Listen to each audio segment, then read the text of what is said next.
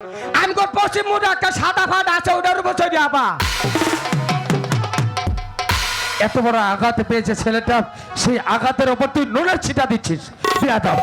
শোনো বাবা, আমি জানি তুমি লেখাপড়া শিখতে এসেছো, কিন্তু তোমরা যে গরিব, এই যে ৬০ মাসের হুকুম, আমার কিচ্ছু করার নেই বাবা।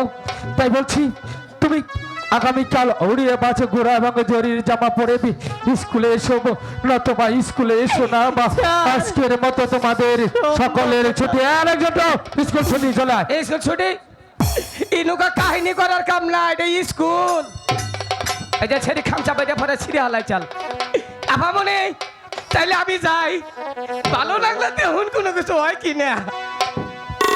ওগো মেহেরবানি খোদা,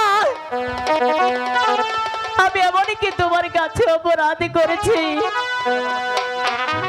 কেন আমাকে গরিব গরিব পাঠিয়েছিলে?